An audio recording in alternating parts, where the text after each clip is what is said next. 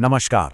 आज हम नोएडा में हुए हालिया हिंसक श्रमिक विरोध प्रदर्शनों के पीछे की कहानी को समझने की कोशिश करेंगे। तो चलिए सीधे मुद्दे पर आते हैं। सवाल ये है कि नोएडा के इंडस्ट्रियल एरिया में जो अफरा तफरी का माहौल बना, आखिर उसकी चिंगारी भड़की कहाँ से? इस पूरी स्थिति को समझने के लिए सबसे पहले ये देखना होगा कि उस दिन असल में जमीन पर हुआ क्या था। देखिए, प्रदर्शन तो पिछले 3 दिनों से चल ही रहा था, लेकिन फिर ये अचानक हिंसक हो गया। प्रदर्शनकारियों और अधिकारियों के बीच झड़प हुई, काफी प्रॉपर्टी को भी नुकसान पहुंचाया गया। कई इलाकों में सड़कें जाम कर दी गई, पुलिस की गाड़ियों में तोड़फोड़ हुई और यहां तक कि आग भी लगा दी गई। तो सवाल उठता है कि आखिर इस हद तक की हताशा आई कहां से?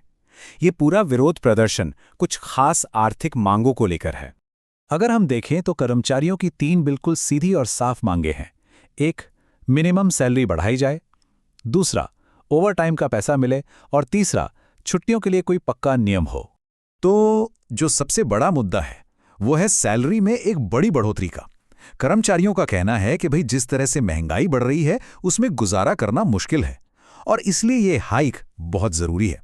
उनकी सीधी सी मांग है कि मिनिमम सैलरी 13,000 रुपये से बढ़ाकर 20,000 रुपये कर दी जाए। अब देखिए, ये हिंसा कोई रातों रात नहीं भड़की। इसके पीछे कई बैठकें और अपीलें थीं जो किसी नतीजे पर नहीं पहुंच पाईं। ये टाइमलाइन हमें दिखाती है कि बातचीत की कोशिशें तो हुई थीं। 12 अप्रैल को एक बड़ी मीटिंग हुई, जिसके बाद डीएम ने शांति की अपील भी की। यहां तक कि हिंसा से ठीक एक दिन पहले भी अधिकारियों ने आश्वासन दिए, लेकिन शायद वो भरोसे के लिए काफी नहीं थे। और ये वही अपील है जो जिला मजिस्ट्रेट ने प्रदर्शन के उग्र होने से ठीक पहले शांति बनाए रखने के लिए जारी की थी। चलिए अब थोड़ा आगे बढ़ते हैं, क्योंकि नोएडा के कर्मचारियों की ये मांगें एकदम अलग थलग नहीं है। कुछ ही समय पहले पास के गुरुग्राम में भी बिल्कुल ऐसी ही स्थिति बनी थी। हुआ ये कि गुरुग्राम में भी ऐसे ही विरोध प्रदर्शन हुए, जिसके बाद हरियाणा सरकार अपने प्राइवेट सेक्टर के कर्मचारियों की मिनिमम सैलरी में लगभग 35% की बढ़ोतरी के लिए मान गई थी। और ये देखिए, ये हैं गुरुग्राम में हुए समाधान के पक्के आंकड़े। यही वो वजह है, यही वो मिसाल है जिसे देखकर नोएडा के कर्मचारी भी अपने लिए वैसी ही बढ़ोतरी की मांग कर रहे हैं। और इन सब के बाद हम आज की स्थिति पर पहुंचते हैं। एक तनावपूर्ण माहौल, एक ऐसा गतिरोध जहां दोनों ही पक्ष अपनी अपनी बात पर अड़े हुए हैं।